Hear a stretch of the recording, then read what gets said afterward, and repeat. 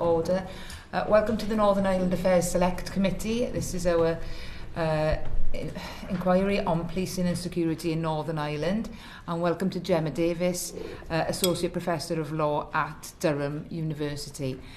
Gemma, how would you assess the current level of cross-border collaboration between the PSNI and the An Garda Síochána? I would assess it as being strong and resilient. The work that we have done has revealed that there has been long-term and deep cooperation between both sides, that is largely supported through the Brexit process, and in fact to a certain extent Brexit was able to shine a light on cross-border cooperation, and it provided some impetus to actually improve structures that were already there. So I would say that cooperation is good, but that doesn't mean that leaving the European Union meant that we lost certain access to certain cooperation mechanisms, and if something is not legally permissible, then that cannot occur between either side, if that makes sense. So if we lose the ability to share certain types of information, that cannot be overcome by good bilateral cooperation. And are there areas that you've highlighted that where the relationship could be improved further, and how?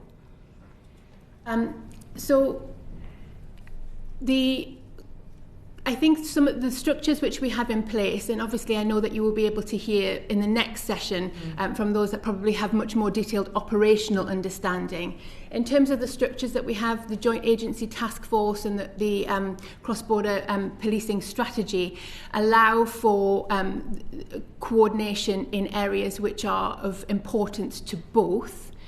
Where there could be improvements, and I think where it's important for the committee to recognise that there are improvements, is that firstly there could be improvements between the UK and the European Union in relation to what was lost as a result of leaving the European Union. That's the first. That the second, that there are opportunities that perhaps have not been explored in relation to bilateral cooperation between the UK and Ireland that have been explored with other countries. And then thirdly, in relation to enhancing structures that are already there, for example, one of the things that we have suggested in the past is a consideration of a permanent joint UK-Ireland coordination centre, for example, that would provide more of a physical hub and would make sure that cooperation was truly could be joint and not just coordinated. The final area, which I would also mention, is maintaining or trying to close any gaps in alerts. So making sure that both sides are able to have access to real-time alerts on persons, vehicles, firearms, and data sharing for things like watch lists, criminal records, those who are on the sex offender register.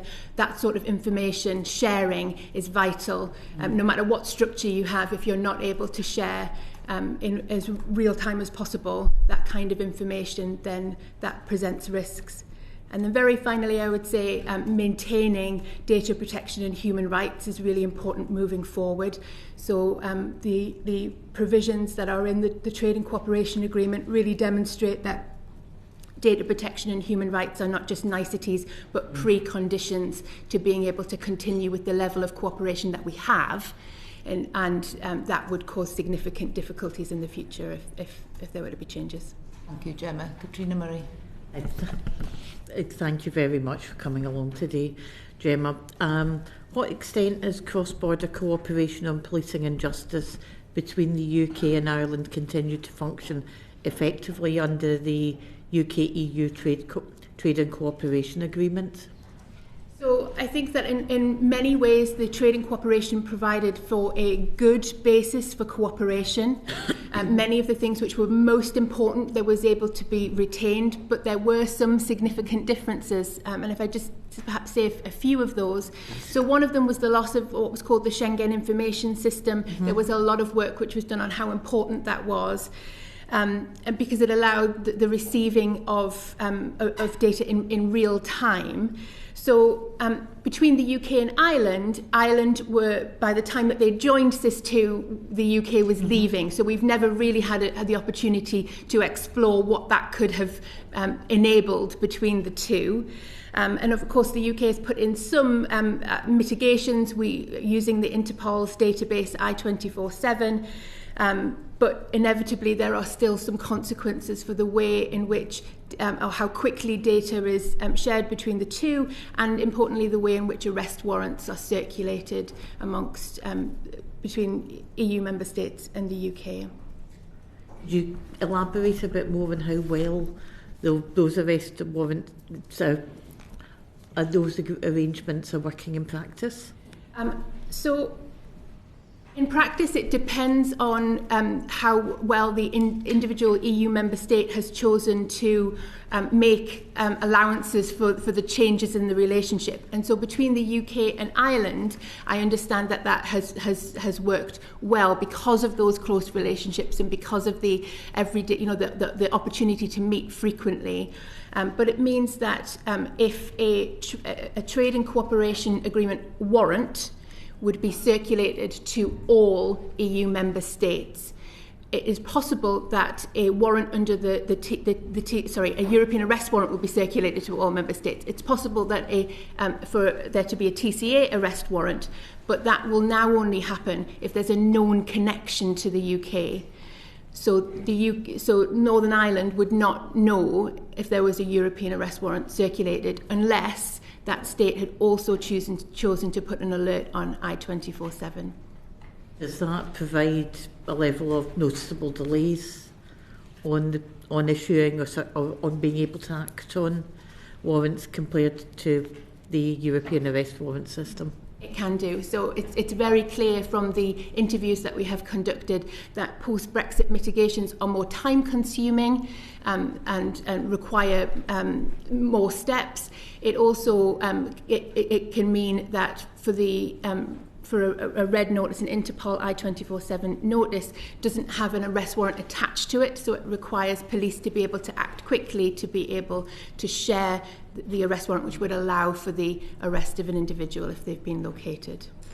And just finally from me, is there any other aspects of policing cooperation on the island of Ireland that you've found from your research that have been impacted by new post-Brexit arrangements? So I think it's the alert capacity is probably the primary, I think, issue. Okay, thank you, Paul Kohler. Thank you for coming today. What effect has Brexit had on the common travel area and the divergence that is emerging after Brexit? What challenges is that giving to the common travel area? The challenges from a cross-border policing perspective are obviously that the common travel area can be abused, but that has always been the case to a certain extent. So it's not that Brexit has necessarily exacerbated those problems, but has created some additional ones. And I think the joint agency task force has been able to try to ramp up its coordination, for example, particularly in relation to immigration, human trafficking, and in some other areas. But inevitably, the common travel area requires greater cooperation between the UK and Ireland than between the UK and other states, and the Trade and Cooperation Agreement doesn't reflect that, in the sense that it is about cooperation between the UK and all EU member states. And that's why we would say that a UK-Ireland security agreement could allow the UK and Ireland closer collaboration within the parameters that would be permissible within EU law to consider additional measures, such as some that have been recommended are things like hot pursuit, establishing very clear legal authority for joint investigations that allows more streamlined sharing of evidence, for example, and intelligence, are ways in which that the issues that can arise because of the common travel area can be ameliorated. I should know the answer, but I don't. So what were the challenges, with freedom of movement, what were the challenges before Brexit and how they've been exacerbated after Brexit? So there could be, for example, if I look at some areas of, so in relation to excise fraud, for example, so if there are differences between pricing in either side, that can lead to crime. If there are differences in currency, for example, there are ways in which that might be able to facilitate crime. And again, with organised immigration crime, if there are differences between immigration policies, then again that could mean that there is a greater incentive to try to use the common travel area in that way. I see that. I'm trying to work out is I can understand with financial crimes. With regard to immigration crime, what was the issue before Brexit, or was that only after Brexit? I think that's probably an area which post Brexit would have arisen as a result of a divergence between immigration and the policies. current level of coordination between the Garda, between the PSNI, between the National Crime Agency, how is that at the moment functioning? So I think it would be probably best to speak to those who are operationally on the ground to know up to date. So, but from what I have been able to see, I think that regular meetings have been able, that we see evidence of the fact that there are successful joint investigations, and every year we see evidence of those. So from my perspective, I see evidence of strong cooperation. But nonetheless, that it's important, I think, from a political perspective, to understand what the structures are that sit behind that and how they can be strengthened, and what the risks to those are if, as we talked about, for example, if data protection rules were to change, for example. My work on the Home Affairs Select Committee, we've seen that the people smuggling gangs are very adept at changing tactics and exploiting areas of weakness. Are they exploiting the common travel area much at this stage? There is evidence that is the case, so we see that in the prosecutions and the joint operations which have taken place. So there is evidence that there are organised criminal gangs that do exploit the common travel area. Is the response good enough? So into whether the response is good enough can be difficult to say from an academic perspective, because I'm not aware of what may or may not be going that isn't in the public domain. So I'm reliant on what's in the public domain, number two, or what I'm told during interviews or roundtables. So I think what I'm told from my perspective is that there is a high degree of will to be able to work together to deal with all island threats.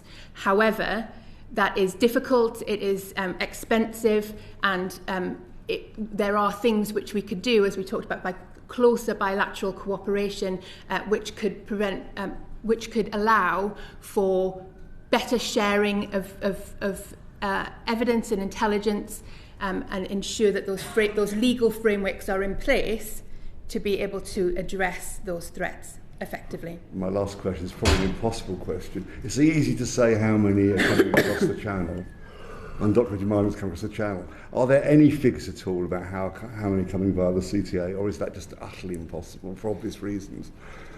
I think to a certain extent that there probably is an element of that being difficult. If there is a way of being able to capture any data in that way, I'm not aware of that being made publicly available. So that means that it is difficult to be able to assess.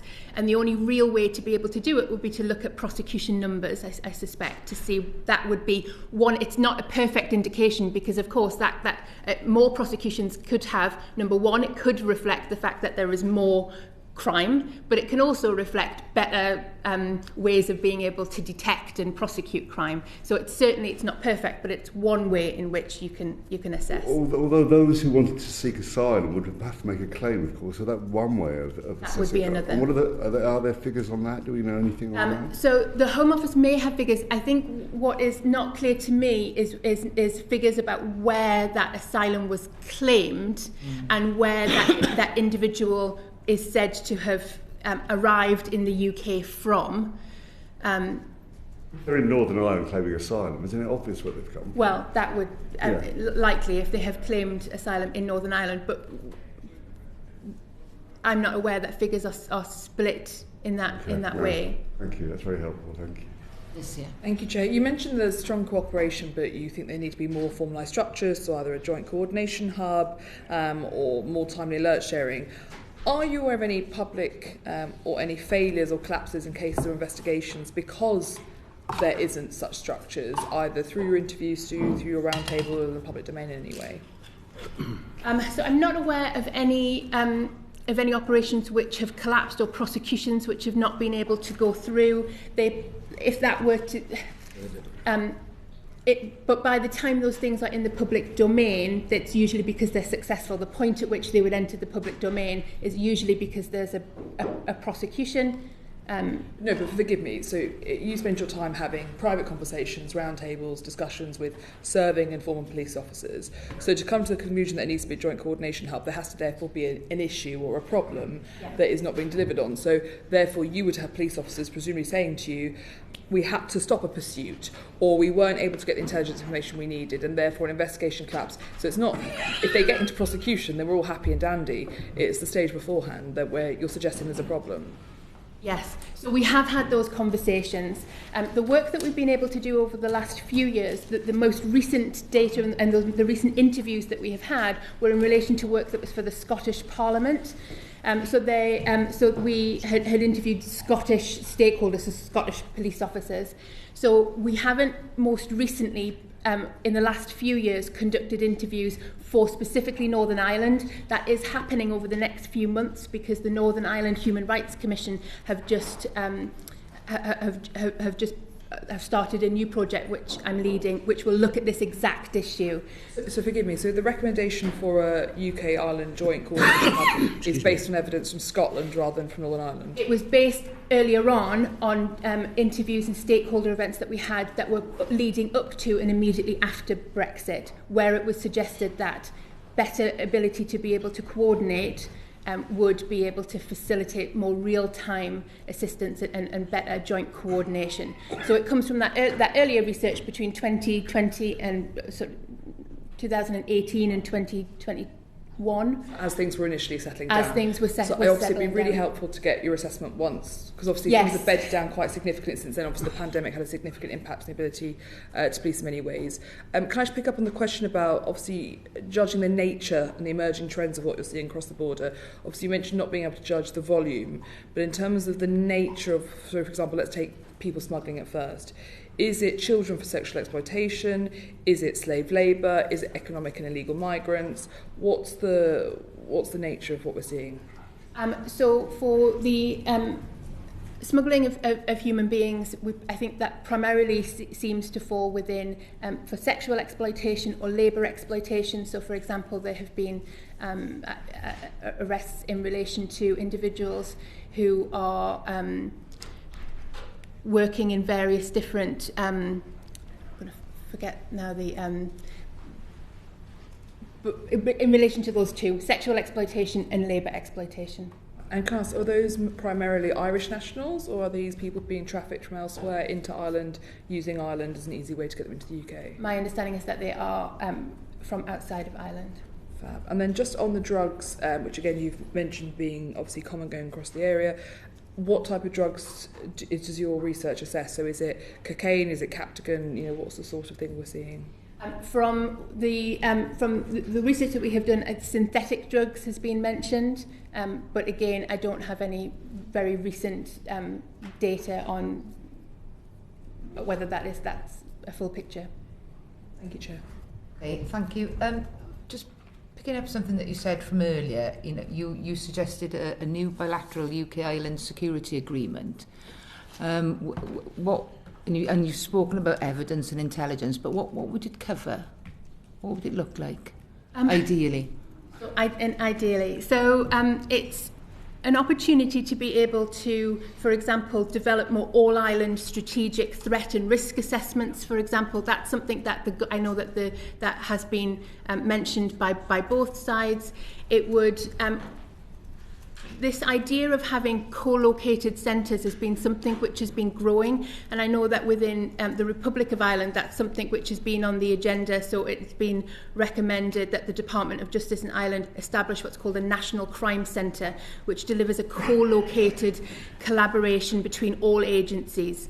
That would mirror what is available in Scotland in the Scottish Crime Campus. So the Scottish Crime Campus brings together all of these different agencies physically, which has real benefits for this kind of cross-border cooperation, and in terms of dealing with serious organised crime, for example, which requires that kind of work. So those that allows those opportunities. There's types of things which could be considered in a security agreement would be, for example, looking at mutual legal assistance. So at the moment, the UK and Ireland, as with all EU states, has fallen back.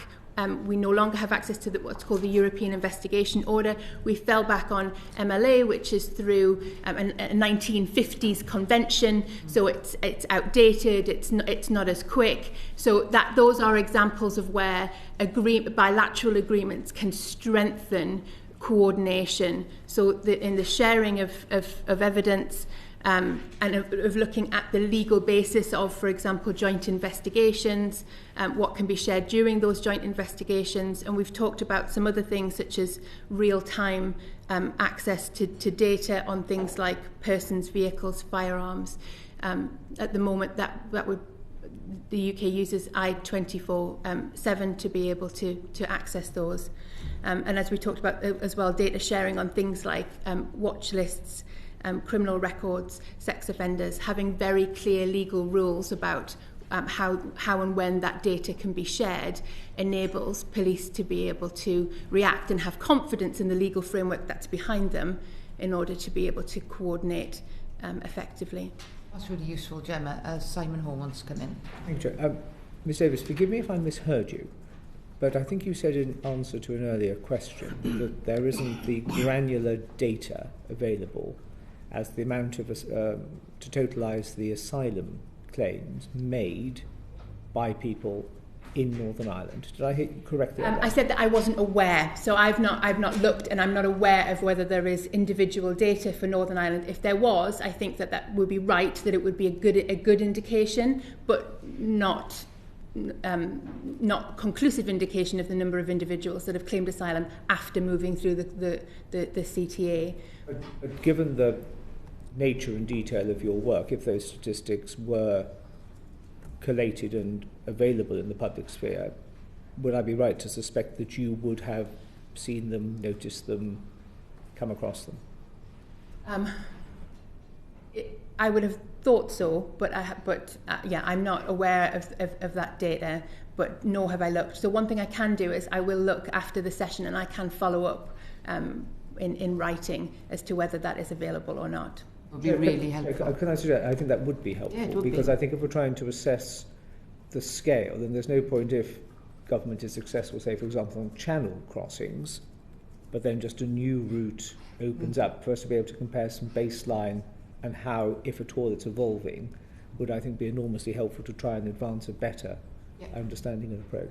Completely agree. So if you do find that, Gemma, that would be... It might be that we possibly write to the Home Secretary to ask whether that's done in any event. I think that would be a very good idea. Okay, thank you very much. I got another question. I was considering that the UK government digital ID scheme is no longer going to be mandatory.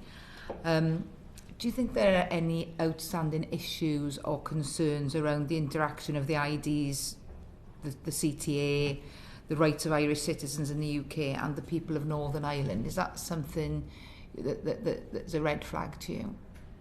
So I haven't looked at that issue particularly, but it is an important aspect of the CTA that policing of the CTA does not result in any diminution of rights, and that's something which has caused difficulty and has caused legal challenges, and we've seen that in other areas. One area, for example, in relation to human trafficking, when through the illegal migration bill there were changes to how the protections for victims of human trafficking could be accessed. That was an example of a legal challenge which will demonstrate where there could be a difference in diminution of rights, and that is important in this area where we look at when we're looking at different ways of being able to tackle certain types of crime. Okay. Maybe just Yes, Robin. following up on Simon's point there, Gemma, did you come across, because I think the Irish government actually put out figures in regards to the numbers of asylum claims that they said had actually come via UK to Northern Ireland, to the Republic of Ireland. So it would be strange if the Irish government have some way of capturing that data, but We haven't. we don't. Yeah, I was not aware of that, but I will make a note of that, and I will look into both of those and respond. Okay, thank you very much for your time, Gemma. We'll pause the session there.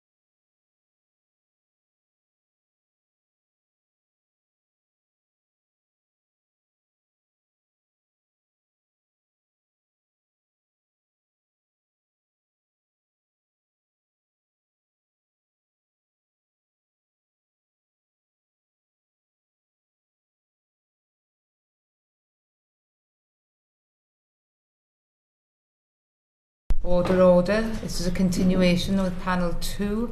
We have Rob Jones, Director General Operations of the National Crime Agency, Miles Bonfield, Deputy Director for Economic Crime and Devolved Administrations at the National Crime Agency, and Gordon Summers, Head of Immigration Compliance and Enforcement and Reporting Offender Management North at the Home Office. So welcome everybody to our session on policing and security in Northern Ireland. I'm going to hand my first question to Gavin Robinson. Thank you very much. Good morning, gentlemen.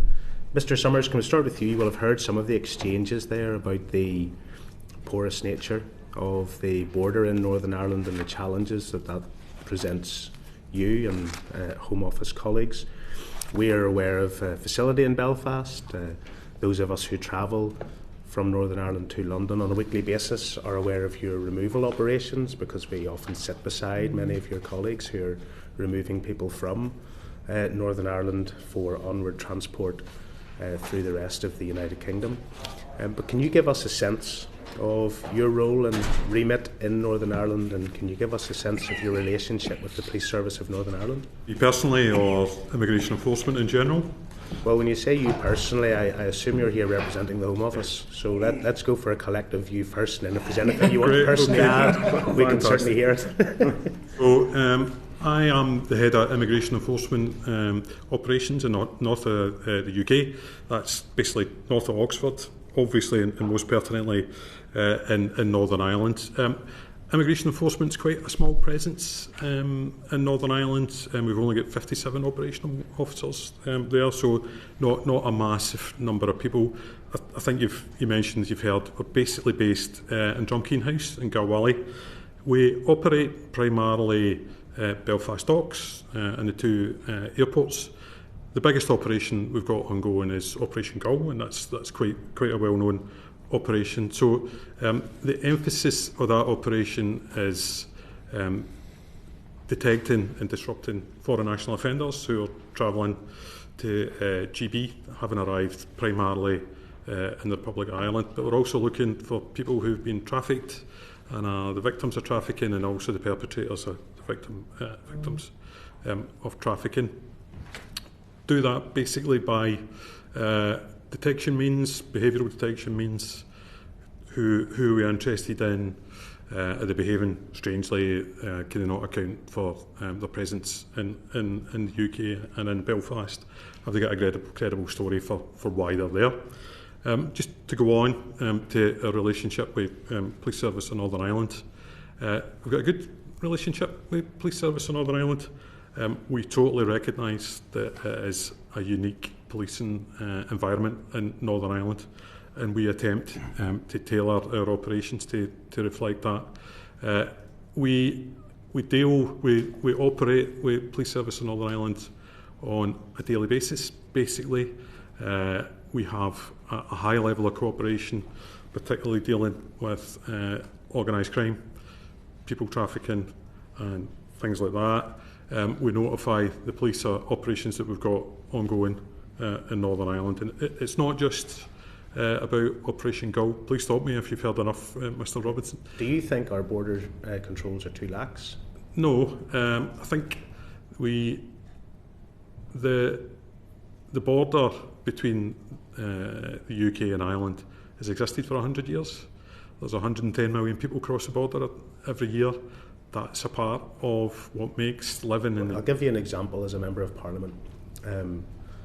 Claire Hanna and I, both representing Belfast constituencies, would spend a lot of time working with and supporting the Belfast Central Mission, and they support individuals who are subject to immigration controls. And one famous example was of a lady, I'll not name her but I could, who was detained. She was taken to Larne PSNI station, which is an immigration holding centre. Yep. She was deported from there to Yarlswood in Glasgow. She was then, under the Dublin Agreement at the time, removed to the country from which she entered the United Kingdom, which just happened to be Dublin. She got on a blue bus. She came back to Belfast.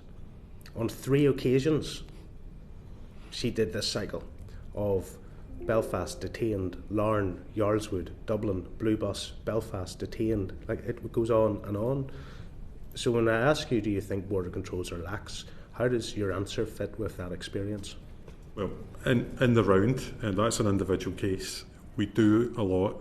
We have a lot of more positive outcomes in that one, where we do identify foreign national offenders, people that we are interested in, people smuggling gangs, and they are dealt with and moved back to their home country or receive custodial sentences for whatever offences they committed. I'm not going to pretend that it's perfect, the arrangements are perfect, but that's the nature of freedom of movement. Okay, thank you, sir. Gentlemen, I don't know who wishes to speak for NCA. Mr Jones, you're the main man in the middle. I'll start. Okay, very good. Can you set out your agency's role, please, and remit in Northern Ireland, and particularly your relationship with the Police Service of Northern Ireland? Thank you, Chair. So we've been operating on the island of Ireland since 2016. The NCA began in 2013. We operate under a general agreement where we work in partnership with PSNI, and I'd summarise the way we operate in that we have a range of capabilities which sit within the NCA, which we can bring to bear on serious organised crime. We will support PSNI in relation to the provision of some of that capability. We will also do joint operations. We're part of the paramilitary task force. We're part of the joint interagency task force with AGS and PSNI. And then we will also commit to running our own operations using those capabilities across the full range of threats. So we've had some... Let me just stop you there. I want to pursue what you said. You've been operating on the island of Ireland as one unit. I know you're with PSNI in Northern Ireland, which is a part of the United Kingdom. Yep. I also know that you have something in the region of 170 international liaison officers. I assume they're not in Northern Ireland, that you have those in 70 countries outside of the United Kingdom. So break that down a little. When you say you've been operating on the island of Ireland, you've been operating within the United Kingdom, and you've been operating in the Republic of Ireland, and tell us the difference between those two operations. So the operation that we run with PSNI is in collaboration with PSNI, recognising the operational environment. The operation that we run through our liaison officers is an international bilateral collaboration in relation to international law enforcement. And we have a presence in Dublin where we have a liaison officer that is able to work through those channels as well. Those are two different things? They are two different things, but they come together as one effort to work jointly to tackle serious organised crime with everything from drugs to cybercrime to child abuse and illicit finance. And that's resulted in things like £2.2 million being seized, which is the proceeds of crime in cash. And it's resulted in us growing carefully and slowly and thoughtfully with PSNI our approach to tackling SOC. I've got some figures here from 24-25. It's the most recent published figures that I can find.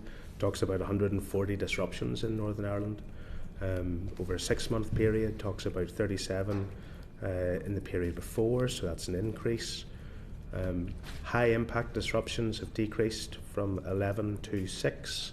So we talk about, just take that 6, £2.2 million, break that down by 6. You're talking a couple of £100,000 on average per operation. I want to ask you a question about, there has been this assumption that the NCA are constrained in Northern Ireland because we have many more criminal entities operating at a smaller level. So yes, there is contamination and relationships with the Kinnan crime gang and with the Monk and all the rest of the international drug dealers who are based or originate from the south and others. Do you feel constrained? Do you feel that the NCA has to operate at a lower level in Northern Ireland?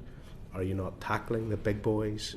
And then I suppose the next question is, on a UK perspective, are there powers that you are able to avail of in Great Britain that you cannot avail of in Northern Ireland?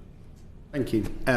So just a couple of points. First of all, to clarify, those seizure figures, 2.2 million and 1.2 million, that's 2 operations. So that's operating at the highest level of serious organised crime. That's not spread between loads of separate episodes, so they're quite significant. In relation to do we feel constrained? No, we don't. In the partnership with PSNI and with AGS, there is no constraint in terms of our ability to work jointly against those high levels of criminality. I think the point around take-on criteria and do we feel that we can't tackle the big boys as you describe it, I don't recognise that at all. Actually, what we are pragmatic about the way we task and prioritise work, because we don't want to just say we will only do very high-value targets, because sometimes the quantities involved and the harm from smaller quantities of drugs or money could lead to an acute level of harm. And so actually we're pragmatic about that, and we would take that work on where ordinarily in England and Wales we may not, because it's just different in terms of the way organised crime works. So we range from people who are high harm but may not be that sophisticated, through to international, transnational cocaine traffickers. Yeah. As an elected representative for 16 years, I can tell you that the big boys in my area, paramilitaries in my area that were big when I started in elected life, are still big today, unencumbered by any threats or contamination or interruption from the National Crime Agency, and my constituents often ask why that is, but I'll leave that hanging. Just finally for me, these figures suggest that 28% of your work relates to illicit finance, 16% to drugs, 13% to fraud, 11% to sexual abuse. Does that feel about right this year? It does, but those figures are based on an ongoing assessment of threat, harm and risk, so we have to operate against a number of different threats, including organised immigration crime, including cyber crime and other online threats. So at any given time, that can change. It's not a fixed percentage. Finally, I mean, I've visited your team that's embedded with the Paramilitary Crime Task Force, and I've spoken with them, shared my frustrations too at times. There are question marks over the continuation of the Tackling Paramilitarism Task Force. What damage do you think that would cause if NCA were no longer routinely engaged in criminal operations against these people? So we are keen that the collaboration that we've worked hard to build over the years endures. I can't quantify the impact of something like that happening, but law enforcement works when it's co-located, you can share information and you understand each other, and that is even more important when we work in the areas that you described. So I see it as very positive, and I hope it's something that endures. Thank you, sir. I'm going to bring in Alicia and then Robin. Yeah. I'm actually going to wait till we get to a later question, actually. I think I'd rather ask then. But thank Robin you. Swan. Very much, Chair. Rob, you said NCA been in operation in 2013, operational in Northern Ireland 2016. I was in the Assembly. I remember those debates and discussions about actually allowing that authorisation. So that was on and by agreement between the NCA Director General and the Northern Ireland Minister of Justice. Right. So is there an opportunity that a future Minister in Justice in Northern Ireland could actually start to either amend that Memorandum of Understanding or Partnership that you talk about, or actually withdraw it, because it is an agreement with the Minister of Justice rather than with PSNI or any other security service in Northern Ireland? That's a technical legal question that, Chair, I'll be happy to come back and respond to that. The answer to the legal point, I don't know. But the agreement and the MOU that was signed and the way we've operated, since then we've built year on year in terms of the collaboration with PSNI. So we're in a very different place from where we started, as you'll remember, and the challenges that we had to actually get moving in that operational environment were well rehearsed. So I think it's a much more resilient relationship. I hope it wouldn't be damaged by any change to an MOU, but in terms of the strict legal position in relation to that agreement, I'd be more than happy to come back to you on that. Just one, the MOU then and that operational, is that still with the Department of Justice, or was it with PSNI in partnership with their policing plan? The general authority is the Justice Agreement, but we still have a collaboration agreement with PSNI. Okay, Mike King. Thank you, Chair. Thank you, gentlemen. Rob, can you describe the nature of your relationship with the PSNI when it comes to the paramilitary crime task force?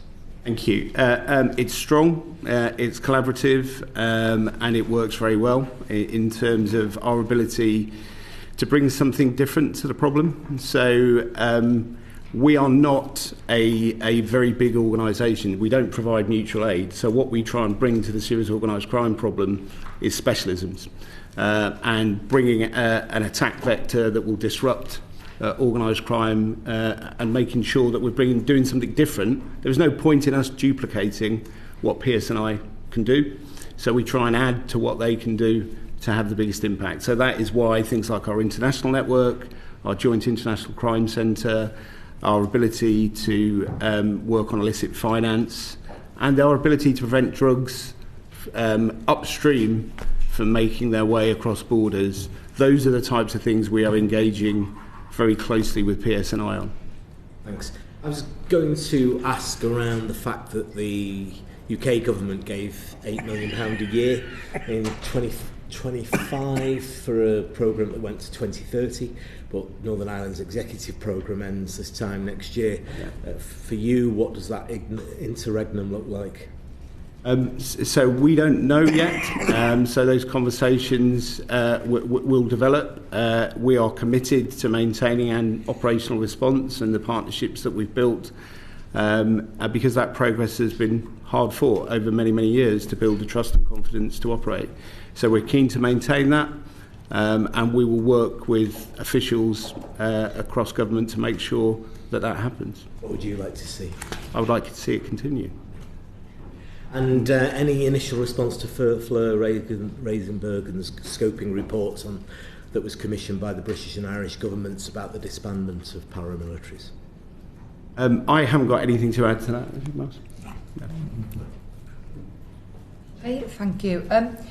Claire. Thank you very much. Probably questions for Rob and Miles. Have the NCA got a view on the recently commissioned scoping exercise by the UK and Irish governments into paramilitary group transition? I don't think we would take a view on that. Our job, as given by Parliament, is to fight organised crime in whatever form it takes, and whether that's paramilitaries on ceasefire or high-end, high-sophistication criminals, we attack organised crime. Given the role of groups like the UVF and the UDA and the CIRA and the INLA in organised crime, and particularly in drug supply, would you assess their activity as primarily political or primarily criminal, and therefore would you think that a political agreement is likely to have an impact on their criminal activity and bring it to an end? So we see serious organised crime, and we see people executing crimes for profit. That's what we see. There are other elements of the capability that deal with politically motivated crime and terrorism. We are tackling the SOC threat. We, of course, will see some people who cross over, who have tradecraft and abilities because of other interests that they have. But our resources are targeted at people who are in organised crime to make money. And do you feel that you or other law enforcement agencies have the necessary tools, powers, legislation, political cover to go after ill-gotten gains from those linked to paramilitary organisation, or are there other tools or legislation that you think are required? We have got the powers and the tools, and we are operationally independent, and we're driven by the current intelligence picture, and we prioritise without fear or favour and based on threat, harm and risk. So there is nothing holding us back from pursuing the type of individuals in communities that were described earlier. Our committee papers indicate that you're investigating around £1.5 million of assets currently linked to crime and paramilitary groups. If you became aware of a company, for example, a bookshop, that appeared to have £200,000 of assets, more than that, but no discernible commercial activity, no premises, no staff, no online trading premises, no documented I suppose transactions, and with documented links to individuals with paramilitary convictions, would that be something you would investigate? If all of those things were true and the evidence was there, we would absolutely discuss that with PSNI and would be interested. Is a shop called Green Cross Art and Bookshop Limited on your radar, and based on that information, which has been widely available in the media, would that be something the NCA would investigate? Obviously, I can't comment on specific cases, named individuals or companies that may or may not be subject to investigation. That would be unhelpful. Can you think of a reason why a company like that, with, as I say, no discernible trading footprint, and those assets which have been widely reported in the media, haven't been investigated by law enforcement agencies? I can't comment on specific cases except to reassure you that if there is intelligence and if there is evidence, then we will speak to our partners in relation to that and take appropriate action with them. Okay, thank you. I'm going to go on something very recent. So the new National Police Service announced in the government's recent white paper it's going to take over the National Crime Agency as the lead on organised crime in England and Wales. Now, I just was interested to find out how it might operate in relation to your current responsibilities in Northern Ireland. So what we have at the moment is a white paper that's been published. There's much more detailed design work and policy work to be done, which we're obviously working closely with the Home Office on. The detail around exactly how what the implications will be will come, and we will ensure that all of the learning and all of the progress that we've made with PSNI is brought to bear in that process. Will the PSNI have a conversation? Will they be part of that conversation? Absolutely, absolutely. I would expect them to be, and I would also say that one of the characteristics of the NCA is its ability to be flexible and operate against all of the threats in any location. Now, we wouldn't want to come back from that, and we would be keen to build on the successes and what we've built over many, many years. And so is everybody involved in police reform. The idea is to make this better and to build on the success and build on the good work of the NCA to date. So with all of that in mind, those conversations will play out and the detail will come, but be reassured we will play into that everything we know about the operating environment and the progress that we've made. Thank you. Robin, thanks, Chair. Thanks, gentlemen, again. In regards to what is, I suppose, reported significant expectation of the common travel area, actually via the land border, for purposes of both irregular migration or criminal activity, has the scale or nature of that changed in recent years? So Gordon may want to come in around what we've seen in terms of CTA abuse for OIC. The earlier witness was talking about some of their view of that. What we haven't seen is a big spike in CTA abuse very recently. We are alive to it. We have a multi-agency team working on that to make sure that we can bring together all of the intelligence that we have on it, and we work closely with immigration enforcement, PSNI, Border Force. So our awareness of organised crime has developed. The scale of cash-based money laundering and those seizures that I talk about, where people are collecting cash from the proceeds of crime, our awareness of that has grown. And it is clear that there are people who are involved in that cash-based money laundering system, swapping cash for cryptocurrency and being involved in reconciling the proceeds of crime, who are operating, who we are getting to grips with, and that's why we've been seizing those large amounts of cash. So we've made significant progress there.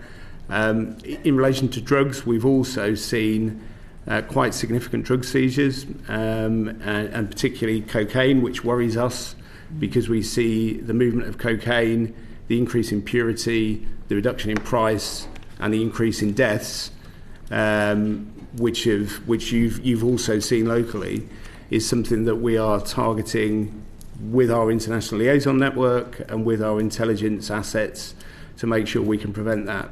And we've had a very large seizure of cocaine recently. We had over 160 kilos of cocaine. So we see it. We are bearing down on it. The significance of the CTA in those movements, I'll defer to Gordon on organised immigration crime, but in relation to what we see with commodities, those routes have always been there, and there's always been attempts to exploit them over many, many years. And it's the intelligence-led response to that, which is the answer, which goes to everything we said earlier about collaboration with AGS and PSNI. So, similar to what Rob said, I think our awareness has increased over the last 5 years or so as we put more focus on it to the CTA. We are definitely encountering, detecting, prosecuting more people smuggling groups that are operating through Northern Ireland. We had a big job 2 years ago. It was a Bolivian, quite a sophisticated Bolivian group that were passing people through Dublin and onto GB. Last year there was a Romanian group that was exploiting people in the Belfast area, primarily car washes, paying £2 an hour, and they were being trafficked in through Dublin. So I think there's a bit of both. I think there's a bit of, we are becoming a lot more aware of the tactics of these groups coming into GB, but also the awareness of some of the, for want of a better phrase, gaps in our armoury is sort of more well known within both OCGs and opportunists who want to gain entry to the GB in the UK. So a bit of both. Does that answer your question? It does, Gordon, but I suppose it raises another one. You mentioned there the gaps that the other ones are becoming aware of. So you're obviously aware of those gaps as well. So what's your actions or law enforcement's actions actually to close those gaps at speed? Sure. So we're looking very closely at using new technology, data sharing with the Irish. Just using this as an example, with a trial of live facial recognition at Holyhead, both in November, and we'd one again last week. We're introducing new measures, direct travel from Ireland to the UK. The Authority to Travel scheme, which is basically no-fly, so that's been extended to all services during the course of this year. Working increasingly closely with our partners, not just the NCA, but really closely with the Irish authorities as well. We have already a close partnership, data sharing and intelligence sharing with them, and that's going to get expanded over the next few years as well. In regards to that facial recognition, it did get some coverage because it was very much a trial in Holyhead. Is there an intention to roll that out in other ports, airports, GB, Northern Ireland, Republic of Ireland, or what's your plan for that? So Republic of Ireland's obviously an issue for them. We chose England and Wales because it's well established. The usage of live facial recognition in England and Wales is well established. Scotland and Northern Ireland, obviously a different matter, and we would have to think very, very carefully about how that would be deployed, because we know that the sort of the policing and legislative landscape in Northern Ireland's slightly different. So we would probably allow PSNI to take a view on that first, and which is the approach that we've taken in England and Wales. The police have used it first, and then we basically piggyback on their usage. Are you in conversations with PSNI about the usage of it? No, but, you know, as I said, it's still a trial in England and Wales. It's advanced, and it's definitely a technology that will be really useful. Can I just add, because I want to clarify, we're looking solely for foreign national offenders who are trying to get back into the UK when we're using live facial recognition. There is no one else at the moment that is being watch listed for attention. Sorry, Rob, you used the phrase multi-agency teams in regards to when you were talking about commodities. Does that include the Irish government as well? Because I'm sure you're aware of some recent media coverage where drug smugglers were saying, look, don't enter British waters, stay in Irish waters when you want to land. Well, it was cocaine at that stage as well. So do you work across, I suppose, other agencies, Naval Irish Republic, in regards to actually shutting down those routes? Yes, we do, and we work very closely. We've got the Joint Interagency Task Force, which is a formal route for collaboration, and then we've got strong bilateral collaboration on a case-by-case basis. We obviously in Europol, we host the Interpol Bureau. We've got the Joint International Crime Centre. All of that comes together to support the effort in terms of drugs being targeted towards the region. In regard, just in a final point then, in regards, you spoke about money laundering on either side of the border, and I suppose following up on Ms Hannah's question, does the agencies have a fiscal limit where you investigate or you don't, or is there a trigger point? No, obviously we want to be as effective and as disruptive as we can, so we will go after the most significant groups, but as I said earlier, if there's something identified that's particularly harmful, then we'll be pragmatic about a decision to be disruptive and target it. We wouldn't want to waste resources on lower level criminality if we have good intelligence about higher level criminality in bigger numbers. But to be clear, if there is harm that we see linked to smaller transactions, then that might well be something that we would target to be disruptive as well. Sorry, can I just add? There are things that NCA aren't interested in that our criminal and financial investigation team will take on. So obviously NCA are looking at the top end. We maybe look at things a bit smaller in scale. So just talking about cash, we will adopt cash jobs in our border force for the criminal and financial investigation teams that perhaps you're not interested in. Alicia. Thank you. Rob, you said there's been no spike in CTA abuse and obviously these long-term routes. In terms of cross-border criminality, what percentage would you say is paramilitary versus organised crime groups, or is it just too blurred for you to be able to really segregate significantly? I think it would be too blurred to take a kind of precise view on that. As we touched on earlier, these are people who are seeking profit from their activities, and there are crossovers, and where we see those crossovers, we work with PSNI on them. I think the actual delineation between what somebody's criminality on one day and the next isn't that precise. So then in terms of ethnicity or descent of the organised crime groups, if we take paramilitary, technically try and remove them, is there a certain percentage of organised crime groups offering cross-border who are, for example, of a completely different descent, not Irish or UK or English? We do encounter foreign nationals that are involved in organised crime, absolutely, but we haven't. There isn't a demographic that dominates the serious organised crime scene. I think that would be fair to say. Yeah, so organised crime groups tend to be homogenous in terms of exactly. But we tend to approach it from two areas. One, the risk and harm they're doing to society, and the second is around their capability. So, which bit of the additionality do we bring to it as opposed to PSNI or Home Office Immigration Enforcement. That's our approach to it. And then in terms of just going back again to conversation about the nature and actors and trends, obviously we've heard there's been no particular spike, so volume is not particularly relevant.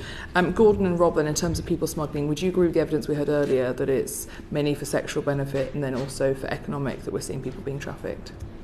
Our experience is more economic than sexual. The past experience, I'm not absolutely up to date on this, so I'll put a quick caveat on that. The people who are subject to sexual exploitation can travel directly to the UK. So it's mainly commercial exploitation. Yeah. Yep. And where are those routes coming from outside of Ireland or within Ireland? So as in, where are people being smuggled from to Ireland? What are the main source countries? No, it's both Ireland and GB, so it wouldn't necessarily just be Ireland. So go on, unpack that. England, Wales and Scotland. Yeah. And I know what GB means. Sorry, yeah. But it's in the people who are being trafficked across the CTA. Yep. Where are those people coming from before they come to Ireland, or where are they coming from within Ireland? So primarily Eastern Europe and the Balkans. Thank you. And then, Rob, looking at drugs specifically, obviously you mentioned cocaine with increased purity. Where is that coming from upstream? Does Ireland have a very specific passageway and routes that we're seeing that's different? And also, what are the other drugs that we're also seeing? So that cocaine is obviously produced and smuggled from South America. Is it always Colombia? Is it Venezuela? It's primarily Colombia that dominates production and supply. There is supply from other countries in the region. The general maritime route has always been a route into Ireland. So big seizures on vessels like the MV Matthew is a good example of that. So that is a big threat which we monitor very closely. In relation to, and that is bulk cocaine. We've also seen that in HGV. We had an HGV seizure at Belfast Port, which was the 185 kilos that I spoke about earlier. But the big multi-ton shipments are general maritime or container traffic. In relation to other drugs, so we do see other drugs featuring, obviously cannabis, and we've seen an increase in the detection of cannabis couriers by Border Force. That is something we're wrestling with in England and Wales as well, with hundreds of couriers being detected with consignments of cannabis, and we've seen the same happen in Ireland as well. There are obviously there's the abuse of prescription drugs and the abuse of pills, which what we haven't seen, the national effort in relation to things like nitazines and synthetic opioids, we haven't seen an overrepresentation in relation to the market penetration from those drugs. But what we are prioritising from an NCA perspective is to prevent those drugs from getting into the supply chain because they're so harmful. Can I just briefly on fentanyl and captagon? Are you seeing much of a pattern across? So synthetic opioids, is probably the best way to talk about fentanyl and derivatives of fentanyl, and we haven't seen what we saw in the US. It gets a very high priority in the NCA. What we've seen with synthetic opioids and other synthetics that are high harm is nitazines, and that is what we've been working hard with policing partners on. Captagon, no, and I hope not as well. Me too. Miles, just turning to economics, illegal vapes, illegal tobacco, also if you want to touch on firearms, given your previous experience, and money laundering, again, what are the kind of nature, actors and trends that we're seeing there? Just on the last point of drugs and nitazines, I'm responsible for the investigative effort in Scotland and Northern Ireland, and so we're seeing higher risk in relation to nitazines in Scotland compared to the rest of the UK. In Northern Ireland, we're seeing an increase in risk in terms of cocaine in particular, and that's a real concern for us. In terms of economic crime trends, if you like, it's that money laundering piece, cross-border, If crime groups in Northern Ireland wish to do criminal business in Europe, they need euros. Likewise, they need to get rid of cash, and that goes across the way for European crime groups who may wish to do business in Northern Ireland or GB. So movement of cash through across the CTA and across Europe is a real concern and a trend for us.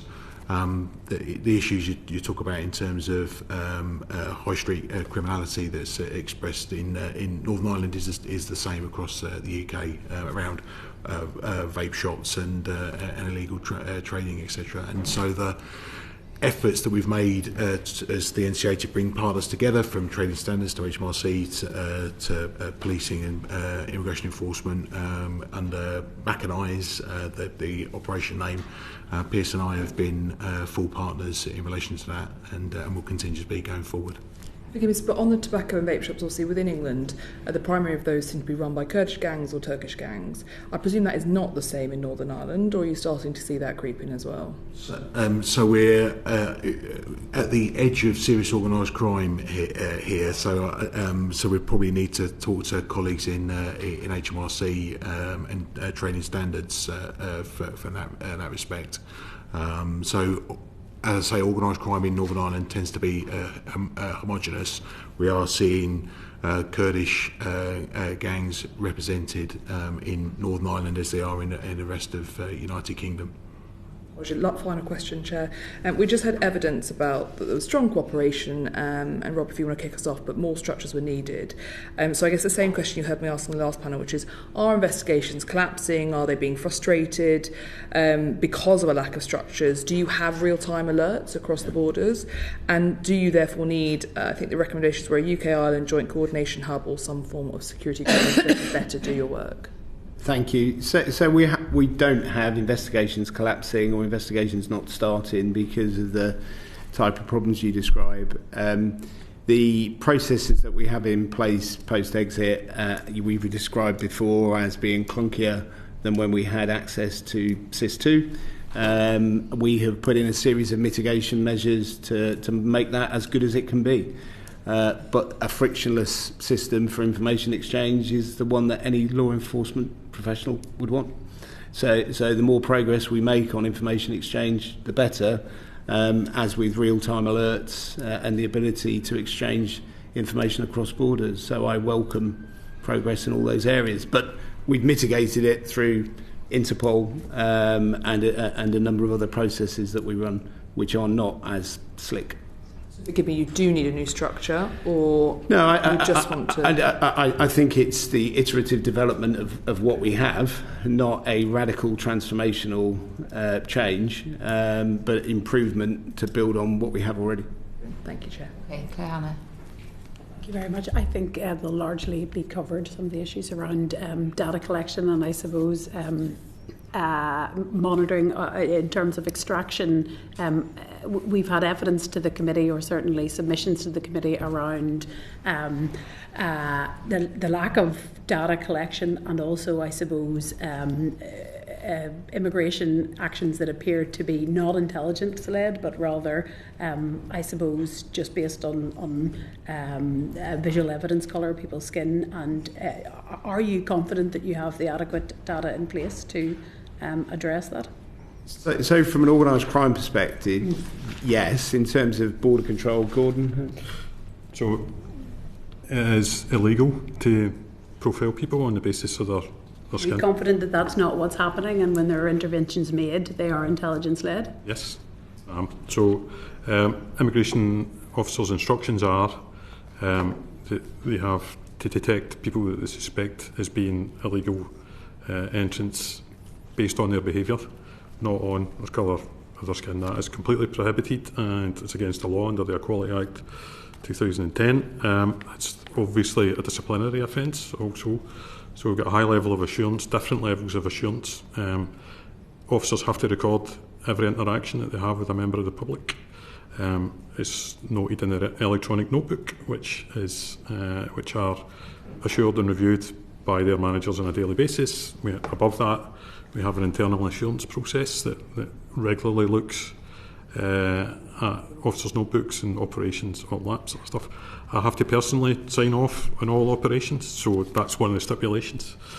Our officers are, sorry if I'm dragging this on, but our officers are trained specifically in equality impact assessments, and that forms a core part of every operational order. It's called an assistant director's book that states what each operation should look like and what's involved, all of that sort of stuff.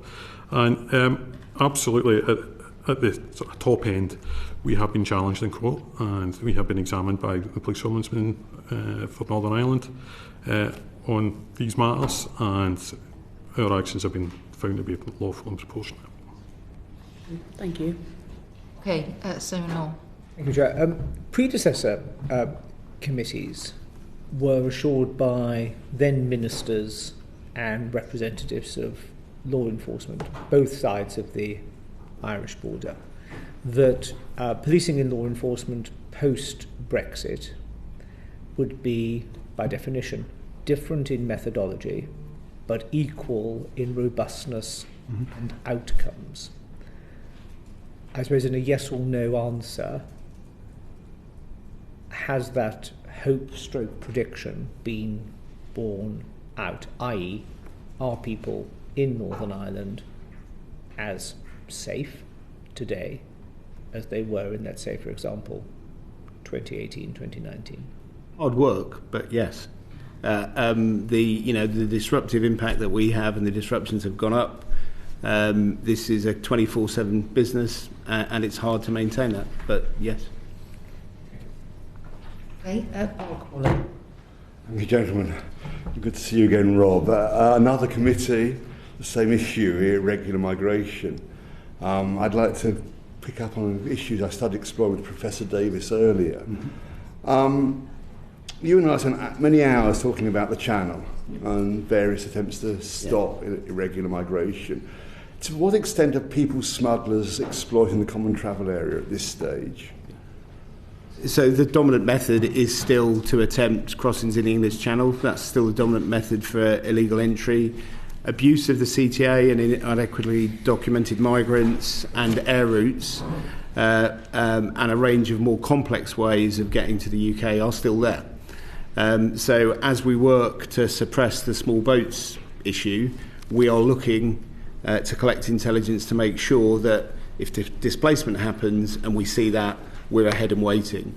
So what we are not seeing yet, and Gordon, please come in if you disagree, is a big displacement or increase in movements with those other methods.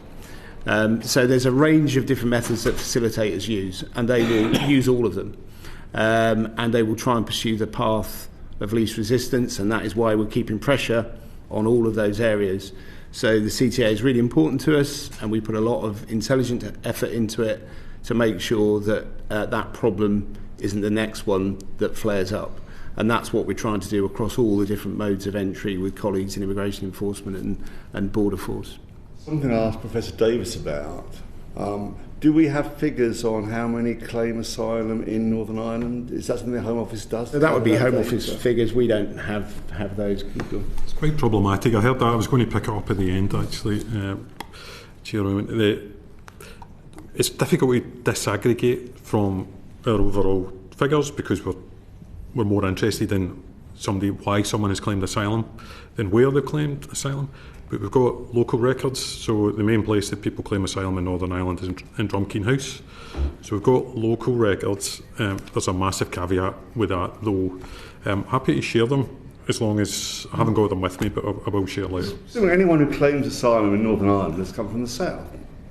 No. Surely, isn't that right? No. They wouldn't have come across Durham and all the way up to Northern Ireland to claim asylum, would they? The vast majority have come from Ireland. So that must be a pretty good figure, I would have thought. Yeah? Yeah. Okay. Presumably, once they get to Ireland, the CTA being the CTA, we've got no real means of stopping an undocumented migrant claiming asylum in the north. Our defence is Ireland's defence, presumably. Is that right? That's why we work really closely with the Irish Border Force. Have put measures in place and supported. Yes, but it's not the Northern Ireland border. It's Ireland's border with the rest. Yeah. So that's the nature of the common travel area. You enter the common travel area and you're in the common travel area. Yeah, and Ireland is quite good at that. Is it? Because they say most of their asylum seekers come from the north. They're saying 87% come from the north. So that would seem to suggest their defence outside of the north is quite robust. Is that your view? Yeah, we work really closely with them. They say that the majority of their asylum seekers come from the UK. There's a tone of scepticism in your voice. I heard some of the evidence earlier about data sharing. So there is a programme going on at the moment where we will improve our data sharing with the Irish. So we have not locked that down where the majority of their asylum claims come from. And those ones coming from the north to the south, and we don't know how many it is, okay, let's say 87%. Do we know anything about them? Are they forum shoppers? Are they people whose asylum claims failed in the UK and now moving on to Ireland, or do we not know anything about that? We have liaison officers that work with the Department of Justice. We share information both ways. There's a real mix between people who've been granted a visa for the UK, people who've claimed asylum in the UK, people we have no record of whatsoever. Right. So there is a real mix. And are there figures on that mix? That you need to ask the Irish. So we will have records of who we have conducted checks on and what the outcome was. I'm not convinced we would want to necessarily share that, but we will have records. Okay. If we actually solve the channel, are you confident this will not just simply, the smuggling must not move into this new route? So that's the point I made earlier, that we're alive to that, and you don't want to contest illegal migration in the English Channel. You want to contest it at ports and airports, because that's where your control measures are, that's where it's safer to contest it, and that's what we've done for years. Before COVID, before the conditions that created small boats, we contested illegal migration at ports and airports. That's where we choose to fight it. That's what we want to do, and that's what we'll be ready to do in the future. You can't do that with the common travel area, though, can you? Well, the common travel area we have managed for many, many years through the partnerships that we have. And, we for many years, the dominant method of illegal entry was by vehicle, either through the Channel Tunnel or through roll-on, roll-off traffic. That was it. And that was topped up by inadequately documented migrants with more complex routes. So the CTA is part of that, and it's by keeping pressure and having an awareness on all of those that you contain it. But the CTA, by its very nature, it's not something you could protect as you could at a port or an airport. It's different. It's different. It is. Well, it's another version of the channel, is it not? No. Easier? No. Downside easier, actually. That's why we're working with the Irish. Yes. And can I just add a couple of things to what Rob said? He's covered it brilliantly, but there's two other issues as well. It's a lot harder to get from France to Ireland than it is to get from France to Kent. And that's where our defence is, presumably. It's exactly that. So it's a lot more expensive. Yeah. So what we tend to see is people who have fallen into the grips of people smugglers who are passing through, because you need to get on an aircraft to get to Dublin, you need a false passport, a facilitator, all of that sort of stuff. So that is built in. And or to go by the traditional route, for want of a better phrase from Rob, in the back of a lorry to Rosslare, predominantly from Cherbourg, that's a long way. And I don't know, in the past there's only been 4 or 5 ferries a day, as opposed to, whatever it is, 20 ferries a day 4 or 5 ferries a week, as opposed to 20 ferries a day crossing. So back to my original point, it's all our defence is really Ireland's defence. Once they get to Ireland, it's almost impossible. May I offer a view? I would say our defence is like concentric circles of. So our defence is upstream in source countries, like what our efforts in Iraq with Kurdish authorities there. our efforts together with Irish colleagues, together with policing and immigration and NCA colleagues in Europe, in countries like Italy and France and Bulgaria, and then at the border in Ireland, and then our, I would say, a rather sophisticated arrangements that we have to manage to control the common travel area through regular exercises and intensifications that are multi-agency between An Garda Síochána, PSNI, Immigration Enforcement, Border Force and National Crime Agency, both within Northern Ireland and on that eastern coast. That last level of defence isn't one, surely, because all someone needs to do is walk across the border and claim asylum. You can't defend that, surely. So we in that concentric circle, which is the Northern Ireland, that's about sharing intelligence around groups around the threat, having a shared awareness of the groups that are facilitating smuggling and the routes, and attacking those routes together in whatever way we can between An Garda Síochána, PSNI, Immigration Enforcement, Border Force and ourselves, and that happens on regular intensifications both in Northern Ireland and on the east coast of GB. Thank you. Thank you. And just to bring it in, Alicia. Just a very brief one. Rob, you'll be aware that there's a crisis of male violence in Northern Ireland. I'd just be interested in the role of sexual violence and child abuse within paramilitary organisations. So we are obviously deeply concerned about violence, the type of violence you describe. We've seen some statistics in England and Wales around the prevalence of cocaine in relation to domestic violence and in relation to violence against women and girls. So that is really, really important to us. The use of that type of violence by paramilitaries, we're probably not best placed to answer that. It's probably something that PSNI are closest to, because they deal with that very directly. I don't know if you've got anything to add. No, I would say PSNI would have a better view than we. But perhaps we could write to them, Chair, and ask their view. In which case, just a very final one, Rob, for you. In terms, just because we haven't been able to ask this question before, trends in nature or evolving nature of activity by paramilitaries in Northern Ireland, is there anything we should be aware of that is new or alarming, or that we should be keeping an eye on? So I think, as we spoke about earlier, the reconciliation of cash, of street cash from drug sales to euros and then into cryptocurrency is the new money laundering system that operates at scale, and we've seen some evidence of that, and we've been successful in contesting some of that, and we'll continue to do that.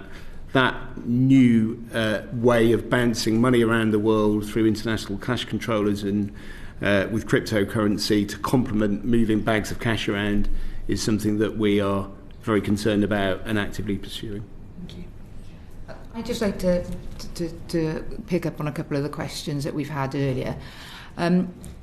Just in my constituency, I see young men coming over and being trafficked, being in social services. This is very complex with trading standards that are arresting them, and this is all very complex. What oversight is there? Is it from the Home Office? Is it with the NCA? Because there are so many different agencies involved, and this is obviously happening in Northern Ireland as well.